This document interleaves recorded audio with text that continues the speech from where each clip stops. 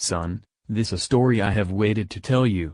I wanted you to grow up before I share with you this great story. This is a story of a man who had great wealth. He could afford anything without pinching himself. There was a lot of money in his possession. He was married to a gorgeous lady who bore him 3 sons. She accidentally died in a car accident. It was sorrow all day for this man. He tried his best possible to overcome this tragedy. He managed to get through that loss and raised the kids with the help of nannies and a new wife he married after years of the demise of the old wife.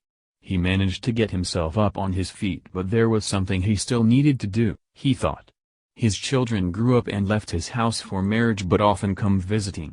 All went as intended, but he still did not feel complete. It was as if he had an unfilled bucket which was hungry for fluid. He began to engage in some self-destructive behaviors. He was 60 years old at this time. He became so hard to work with, he became so mean that people were so scared of him. He did all he could to discover the nature of the bucket that was hungry inside him that he needed to fill. He had a thought over his actions at work, relationship, and he decided to get a couple of books for himself. When he got these books, one of which was Winning the Unforgiving Race to Greatness, he discovered that the mind needed food on a daily basis, and that the food of the mind is knowledge and not a low or high carb diet. He discovered that he was not educating himself, and as a result, he began to engage in self-destructive behavior. He yielded to a suggestion given in one of the books he read by going under a tree at a distant land away from his home and just sat under the tree. There were other trees and the cool breeze continued to blow from east to west. He sat down, made himself comfortable and started to calm his mind. He fell slowly in meditation. He was so grateful as he began to meditate. The cool breeze accelerated the process as he fell deeply in meditation. The feeling of gratitude surged through his bones and flesh, tendons, and ligaments. He began to appreciate his life and all he had accomplished in life.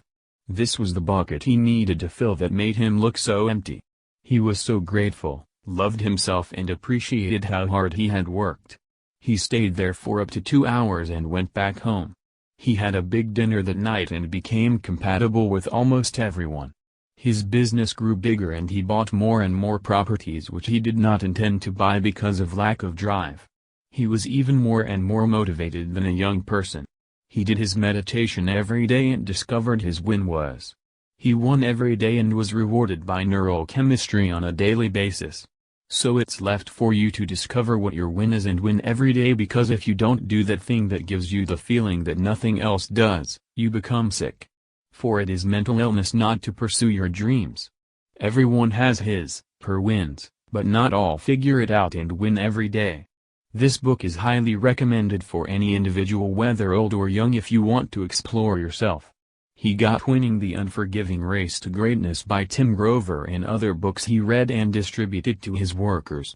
He read on daily and had a sweet, great life.